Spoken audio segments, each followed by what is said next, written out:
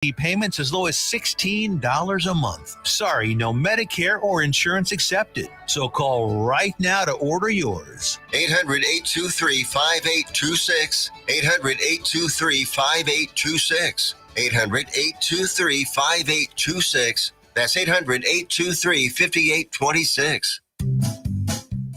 Hey, there's something you forgot to do. It sure is hot. Are you sweating like a dog? Wait, what? Dogs don't sweat. Oh no, you forgot to get your window tinted. Whether it's the kitchen window that sits in the sun for the hottest part of the day, or you just got new wheels, call Sharp Window Tinting in Burleson. 817-615-9379, or look them up on the web, sharpwindowtint.com.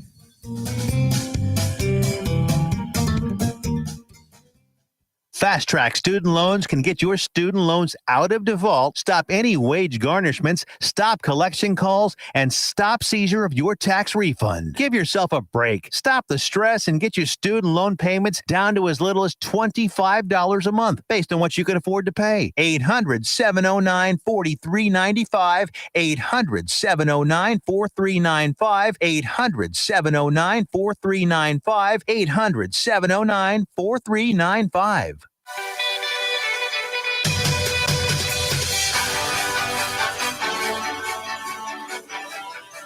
Hey everyone, welcome back. Throw a little commercial break. Anyway, we're learning English hard. We're learning how to do things here. Thanks so much for being here. We had Jonathan Terry. He's the host of the Not Gonna Lie podcast, where they do a lot of NFL and college football stuff. Highly recommend checking that out wherever you get your podcast. We have another guest, so I can't waste too much time here. In just a couple of minutes, an official from the NCAA going to be joining us. We're going to talk some college football. It's kind of that season. The NFL season, speaking of, has gotten underway, and I don't think we have a score yet. As I pull up my phone, I'll be running home to watch that game. There is a score. It's Buffalo 7 already, which really isn't much of a shocker. I picked them to win that game. I actually picked them to win really big. So we'll see what happens. We'll see if Buffalo can come through for me here. Anyway, as we wait for him to call in here in just a second, like I said, it's on the way. The NFL is here. It's just one of the greatest days in sports throughout the year. Football is back. It's back at a high level. College football is back. And here he is. I'm going to let Justin introduce him and kind of tell us who he is. Here he is. Can you hear me? Yes, sir. Hey, how's it going? Oh, it's going, man. So just got through with Amelia's track practice there, so that's we're cool. Good to go. Give me a sec. This is my cousin Sergio Paul Covarrubias. Like I said, he's an official for NCAA. Nice. Nice to meet you. My name is Kelvin, by the way. Oh, Calvin. Yes, sir. How's it going? It's going good. Glad that you could make it on the show. Right on. Yes, are we on right now? Yeah, we are live. Oh, my bad. we're live right now. It's okay. By the way, for those not, Amelia's daughter. Just kind of introduce yourself to listeners and everybody. Oh, right on. Yeah. So my cousin Justin, he calls me Paul, but ever since I joined the military, they call me Sergio. But that's why I did all three names. So so I guess the main reason why I'm on this call is just because we want to talk a little bit about sports officiating, and especially I can't even talk right now. Specifically, football officiating. Just got hired into the Mid-American Conference in the Missouri Valley, which is right in line with the Big Ten, and we're about to have my first game this coming weekend. It's going to be up at North Dakota State, and just wanted to answer any questions you guys got about any of the rules and stuff. Anything that anybody might have or might have some questions on, because there are a couple of rules that are kind of tough to understand. Sometimes the fans watching at home on TV don't quite get what a ruling is or why it's taking so long or something. I try to clear some of that stuff up if you want. First about, just tell us some of the new rules that a couple of the important ones. Yeah, the ones I would like to know, and I'm pretty sure listeners that would like to know too. The big ones that potentially may have been added this year. Yes, yeah. So I would say that the biggest one that's been added this year is the new blocking below the waist rule. It used to be very complicated to understand, and it just even for just veteran officials, it was kind of hard to understand just exactly when you need to call that and stuff. And they've really made it simplified this year. And really what it is just the only people that can block below the waist at any time are the people that are the players that are within the free blocking zone. And what that is, it's kind of like a zone. It's an imaginary zone that is from tackle to tackle, and it goes from 1 yard beyond the line of scrimmage, and then it goes forever behind it. And Okay. pretty much the only ones that can block below there is just like the running backs that are in that zone right there, and they can only block from the 10 to 2, meaning from like your 10 o'clock to 2 o'clock from the front right there. So if anybody's coming sideways and they kind of get them from the side right there, then that would be a blocking below the waist. And of course, as soon as the ball is turned over, then that zone disintegrates and you can't block below the waist there. But that's pretty much the biggest one right there. It's still a little bit hard to kind of I guess explain it, just kind of right on the spot, Sure. Yeah. But I mean, I don't know. Did you guys used to see people just blocking right in the middle of the open field right there? Yep. All the time. Yeah, and now if you see that now, that is definitely a foul. So definitely can't be doing that.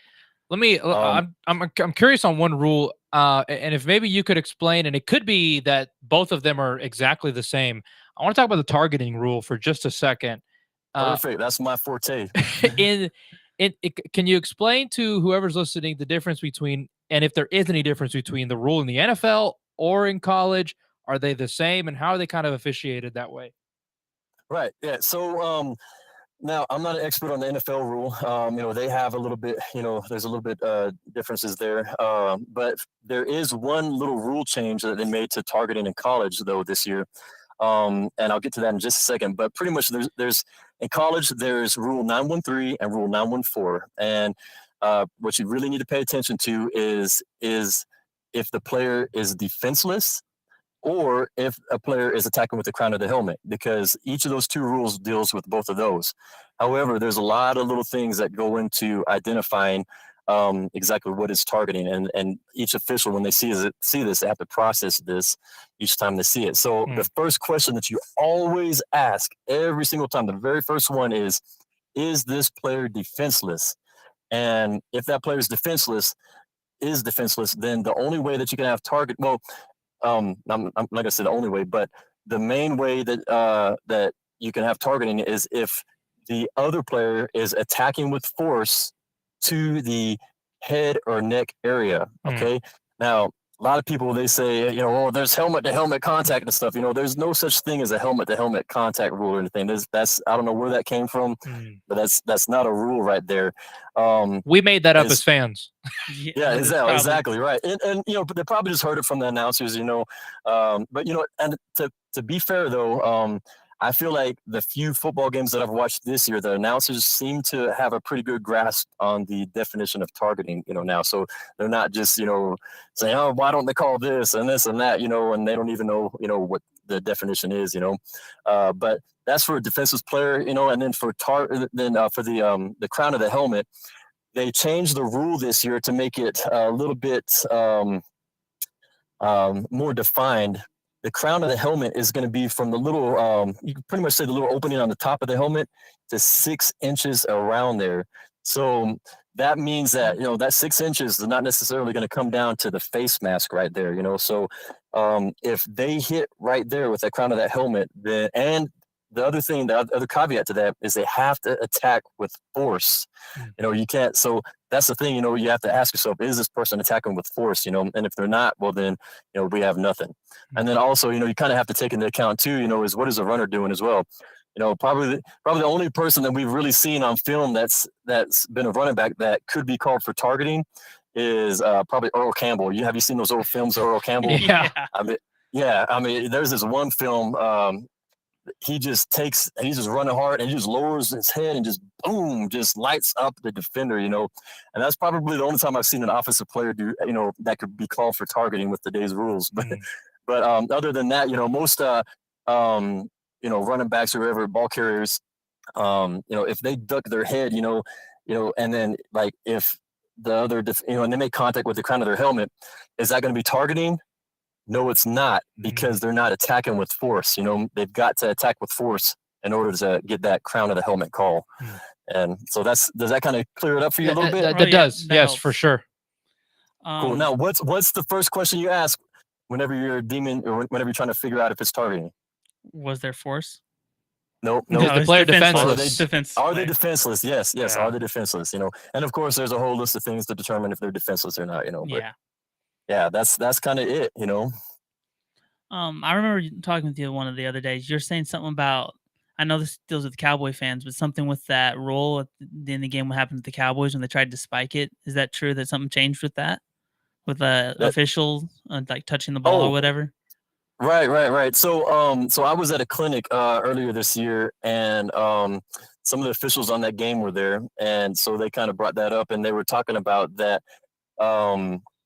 Pretty much what they want them to do in those kinds of situations is just, they don't need to be technical where the ball is at, because really, who cares where the ball is at? If it's off a couple inches or maybe even half a yard or something, it doesn't matter. It's not going to have a bearing on the play. So what they'll pretty much want the umpire to do is to come up and just touch it and then get out the way, And so, because if you remember during that play, he was just kind of moving the ball and trying to get it in line with the wherever the sideline official was at. And they don't want them to do that. He just needs to come up there, touch the ball, and wave his magic wand, pretty much, and let them get ready to go. And that's kind of what they're doing with that. Has officiating in the pocket around the quarterback gotten any? I guess it's gotten more difficult, as we try to protect the quarterback more and more. I'm just kind of curious, from your eyes in the sport, and you being there literally on the field watching all this happen, has it gotten more difficult for you to kind of realize, okay, was that intentional for the quarterback? Talk us through maybe what officiating the quarterback has been for you.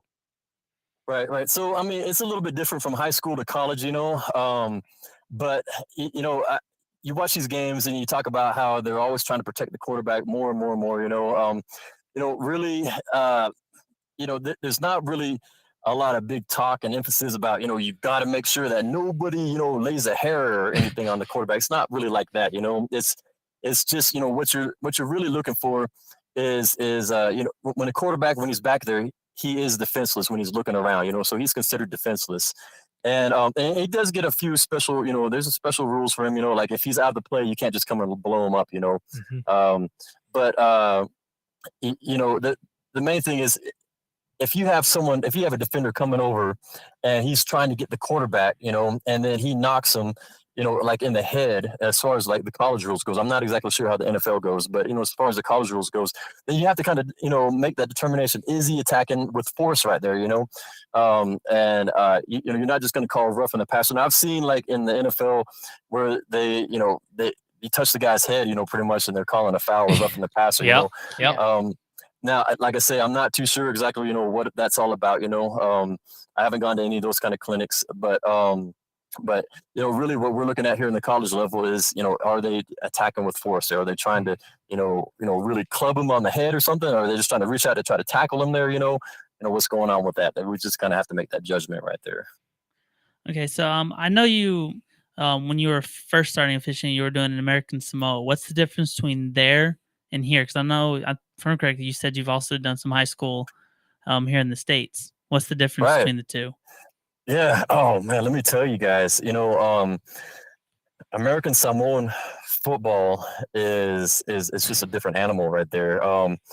The way I've heard that high school football used to be in Texas, like whenever our parents were playing or growing up, it used to be just like grass fields and just mud and just just pounding, just big guys just throwing each other around kind of thing. It used to be a lot more rough and tough, And the way I see American Samoa football, at least, whenever I was down there, and I'm pretty sure it's still like that now, it's the same way. I feel like if you were to go down there and watch football, it'd be like stepping back into time, because man, you've got some big boys down there. I mean, Justin, you know how tall I am. Yeah. I'm 6'2". I'm 215 pounds, you know, I mean, I'm not, you know, really small or anything. No, you're but, not. man, there's some, you know, middle school kids that are way bigger than me, you know, and they are just massive and they can move, you know.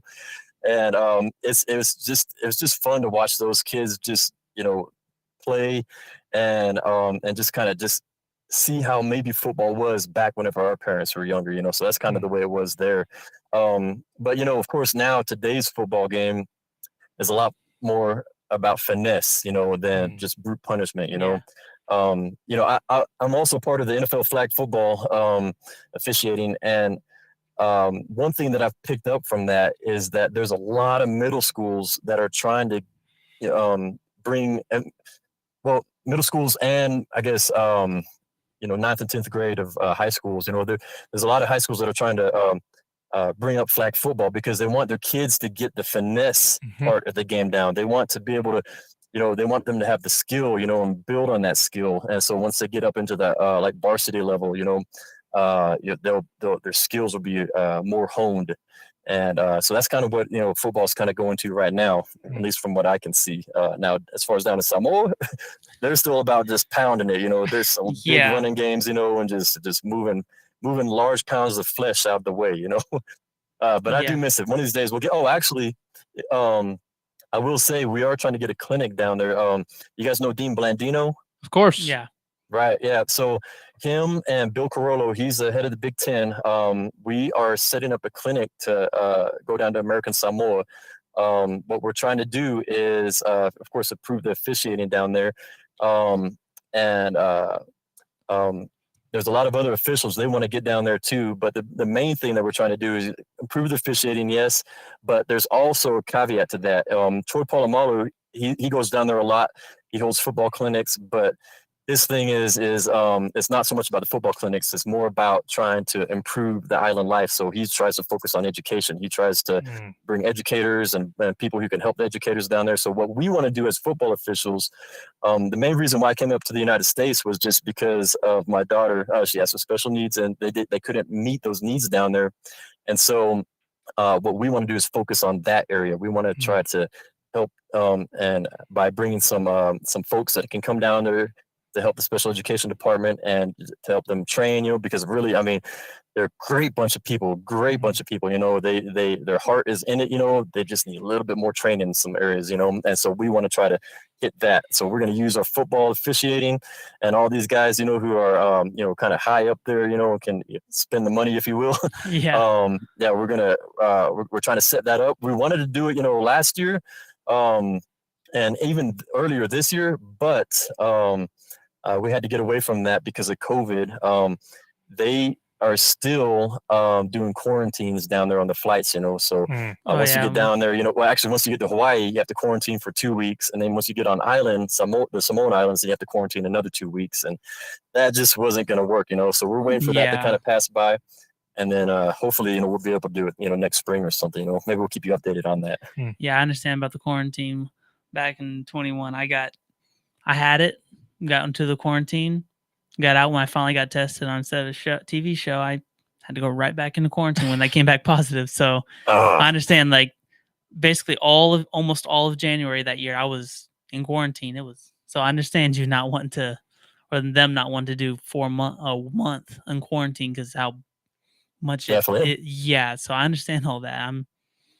And plus, you know, really, they don't have the time for that too. You know, I mean, to be gone for a month. I don't have the time to be gone for a month either. You know, sure. Yeah. Definitely there's a lot of off-season training that these guys do. It is, I mean, it's just amazing what these officials do in the off-season.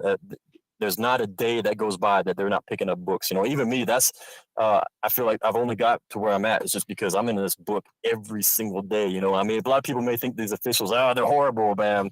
But really, when you really get in the book, you know, they're not that bad at all, really, to tell you the truth. Well, not like baseball where you can make consistently bad calls as an umpire.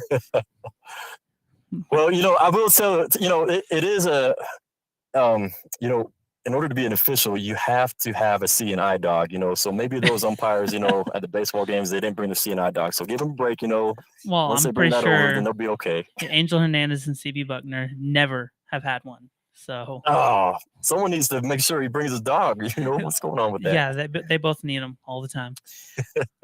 I'm curious, kind of on that same note, because with the bad umpiring in the MLB, there's been so Well, many talks about It's certain like certain people. just going to robots, like doing that.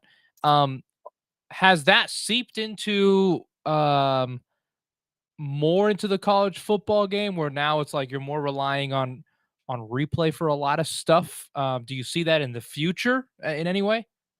Are you talking about having some type of robot or something? Is that what you're saying? Yeah, more Like- so like an replay and automated like an AI, calls like and- okay, the whatever. Even if you guys Right. are referring to it, do you see that coming in the future when it comes to officiating more and more? I have not heard any talk about any type of artificial intelligence. I will say, there's just like some of my buddies up here, they're not officials. They've talked to me about that same thing too, about, oh, man, we can put like a chip in the football, and then like some type of laser down the goal line or the first down markers or something. And we can see if it really was a first down or not, just stuff like that, I get that, and I'm definitely sure the technology is there, but that talk just hasn't been in there. As far as replay goes, I mean, I was just up in the replay booth last weekend up in Northern Colorado, and that's they only had 4 cameras there, and those cameras really weren't, the definition really wasn't that great, and Mm. and so it was kind of hard, I could see the replay officials trying to make determinations on certain things, and it was kind of hard because of the camera angles, so the main thing I think to really fight a lot of the some of the calls that fans would want to see, corrected, is just really to have more cameras, and at the right location and the right angles and stuff, I mean, that's really key right there. But also, it's the training too. The replay officials, they go through a ton of training. Dean Blandino, he has these trainings all the time. In fact, we're doing it every week now. Now that the season started, during the off season, it's every other week, and we're constantly going over play situations and then how to handle, or just how to be more efficient. With the camera angles that we have. And how to make sure make the replay process go a lot faster. So I mean, there's definitely there's stuff put in place to help the on-field officials, but sometimes you just don't have that camera angle to confirm the call or to reverse it, so you just have to go with the stands, and then on top of that, some players, some people, they're looking at the TV monitor and they're saying, well, man, look at that, I can clearly see that this happened right here. There are times that particular feed that's being fed to the TV is not coming to the replay booth in a timely manner. And so that has happened a few times. I wouldn't say it happens a lot, and I wouldn't say it even happens every game. Occasionally that does happen.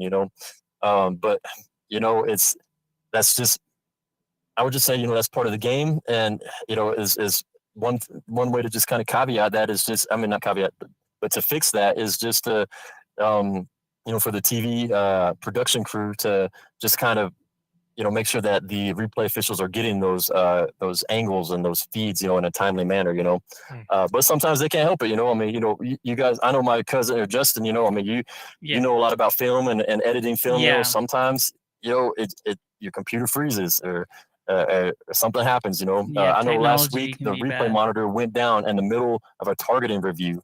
Oh no. And it was horrible. Yeah, it took a long time, to get it back up, and to go through and then try to, reverse the targeting call on field, and that stuff just happens, So sometimes you just can't control that, I don't know. Does that kind of answer your question? Yeah. No, it does. No, it does. It does. So you said you're going to North Dakota tomorrow. I'm just curious, Yes, how sir. excited are you for your first game? Wait, say again? How excited are you for your first game? Oh, yeah, I tell you what, I mean, this has been a long time coming. I wouldn't say, I'm not nervous or anything. I'm just ready for it to happen. I'm ready to jump on the plane right now and get over there and let's start it. Let's get it going, there's a lot of little stuff, that we need to do for pregame and then of course, during the game and the post game and stuff, I'm ready for all that smoke. Just give it to me. Let's get it on. From a fan's perspective, we got a couple of minutes left here. From a fan's perspective, how do you feel about the college football playoff expanding? I'm just curious. By the college football playoffs expanding, I'm going to have to tell you, I haven't really been paying attention to that, so I'm not too sure exactly, what the intricacies of that are. But I will say this though: the more games that we have, and the more opportunities that any of us officials can get on the field, I'm all about it. So I will say this though: there are some. I believe that there are some NCAA rules or policies, is probably the better word, to where the kids can only play a certain amount of games per year. I'm not sure. I know that's true in high school. I'm not sure how true that is in the NCAA, because that's not really doesn't have to do with officiating, but that might be an issue, that they're trying to work through. But don't quote me on that. Interesting. I never thought about that.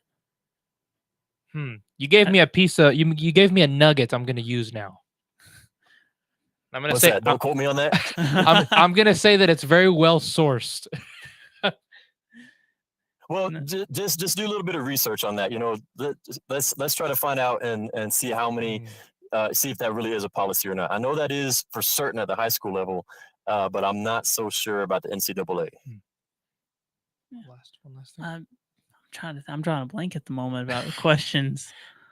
Are you good? If I had a question, I would definitely ask. I will say, hey, another major rule change that a lot of people are gonna might find pleasantly, to be a good rule change, is that every defensive holding penalty is going to include a first down when accepted. Okay, so like the NFL, there. like the NFL. Is that the way it is? I believe Yeah, the NFL. the NFL is defensive is 5 yards, and I believe the NFL does that. Yeah, it's for automatic first down for the NFL. All right. Well, it's not 5 yards. It's still 10 yards in college, but but it is automatic first down. Wow, interesting. Oh, I did have a question now. So, as an official, you're gonna have to answer quick, less than 50 seconds. Okay. As an official, do you think that the NCAA pass interference should be the same as the NFL, where it's a spot foul instead of 15 yards, or do you think the NFL needs to go 15 yards? I think the NFL needs to go 15 yards. I think the way the college system is set up, I think it's perfect for pass interference. I mean, it's a spot foul if it's less than 15 yards, but if it's more than 15 yards downfield, then it's 15 yards penalty from the previous spot right there. I think that's the way it should be. Because I mean, it's you're going to get away from the cheap stuff. And that you can do in the NFL there. I like the college rule a lot better, if you ask me. But hey, before we go, if there's anybody out there that wants to be an official, hey, contact your local high school association. Fort Worth Football Officials is around the Johnson County area. I'm telling you guys, this stuff is fun. You get the best seat in the house, and it's not as bad as what everybody thinks it is. You got these people yelling and stuff, but it's really not that bad. You meet a lot of great people, So okay, I just want to throw that out there. And thanks for calling. We got to go. Okay, right on. Have a good evening. Thank you. You too. So yeah. Wilfred Brimley for Loaf and